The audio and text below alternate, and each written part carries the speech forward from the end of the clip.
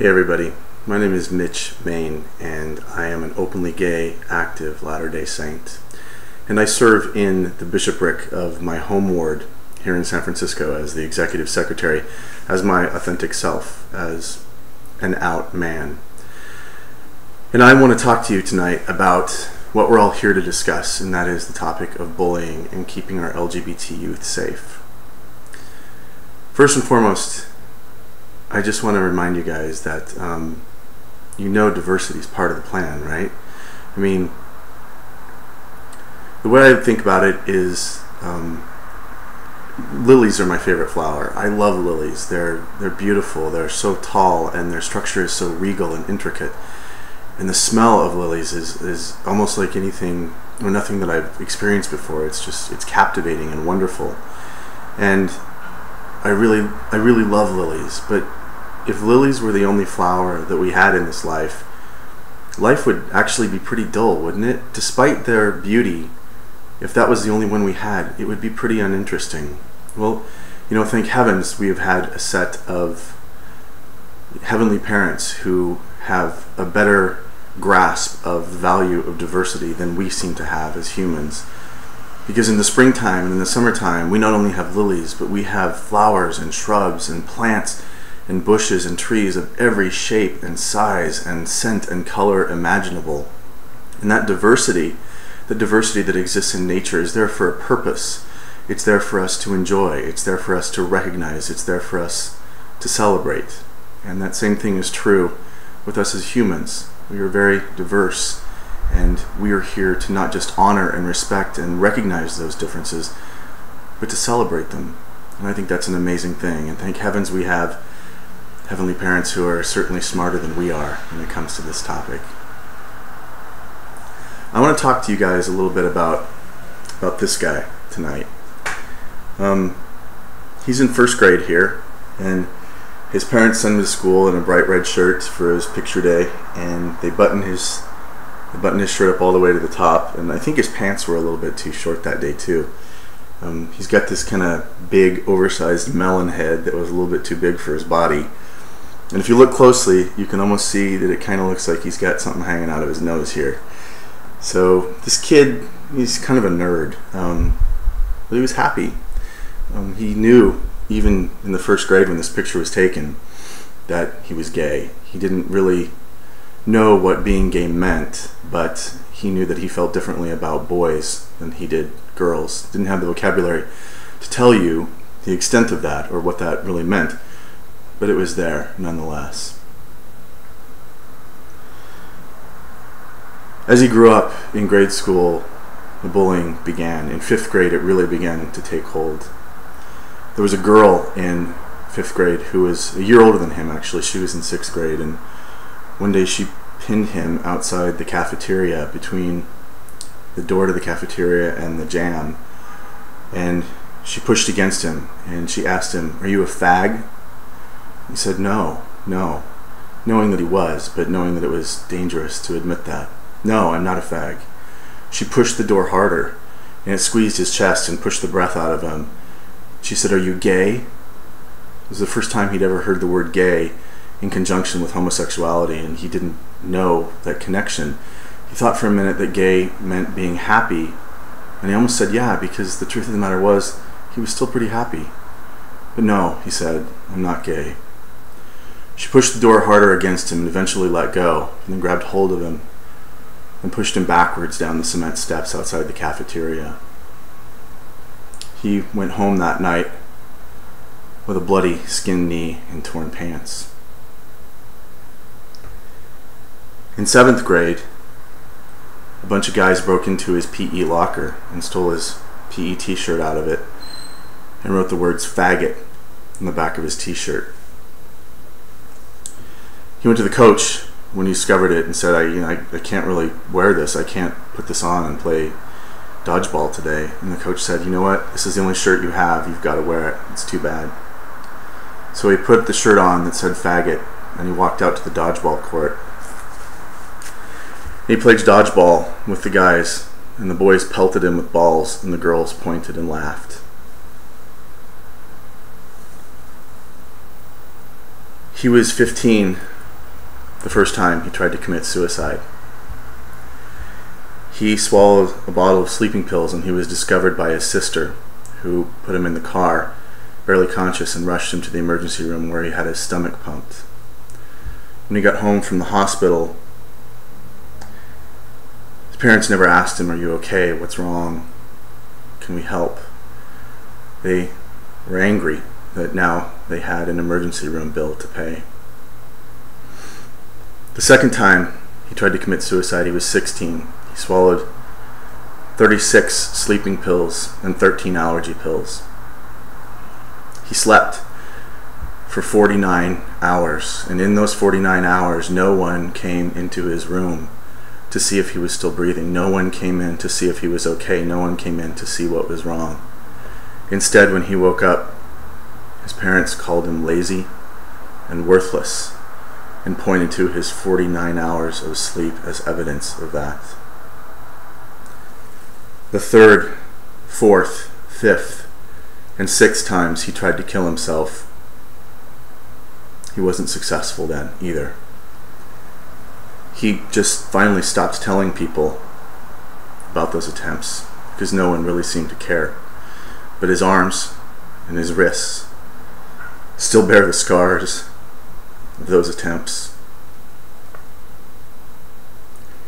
He failed to kill himself.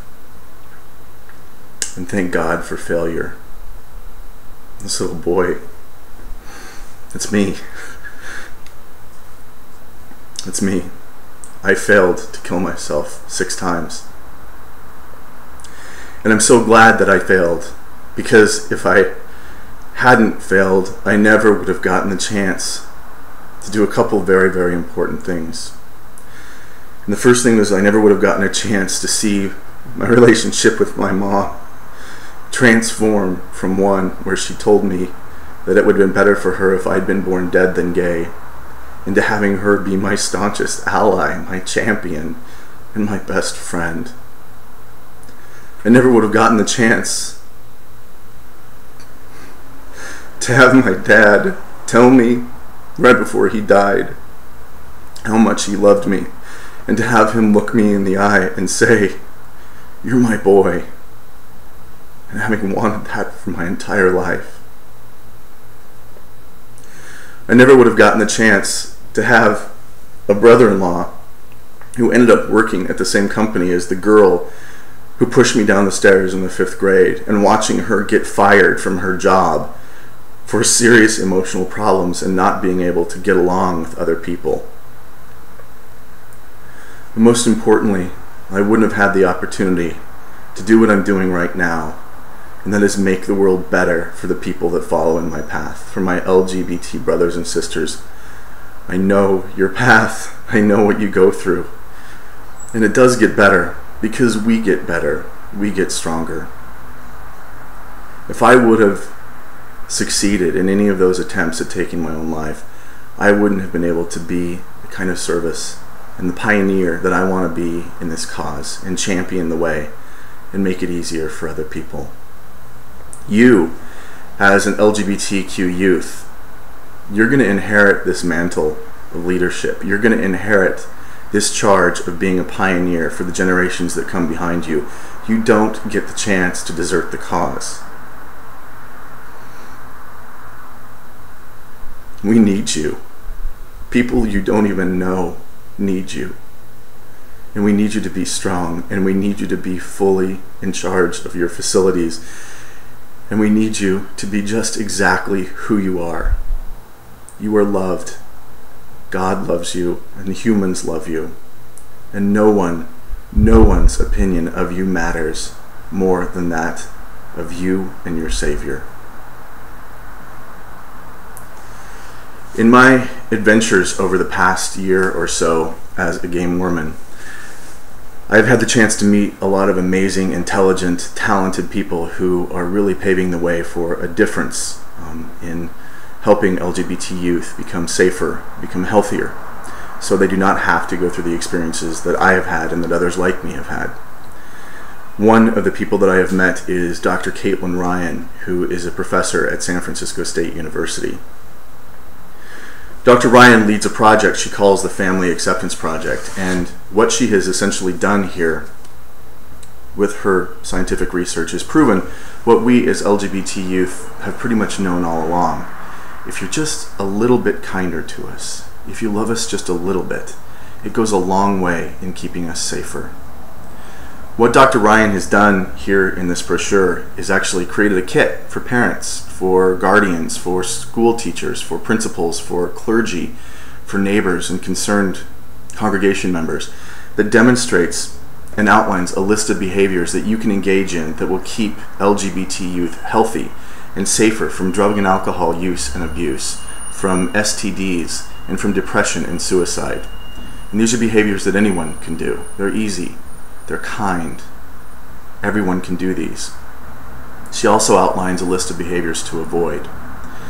So I would encourage parents and caregivers and anyone who is concerned about this topic to go to Dr. Ryan's website and download this brochure. It's free, and it will tell you how to handle LGBT youth in a way that keeps them safe and shows them the value that we really have in our hearts for them.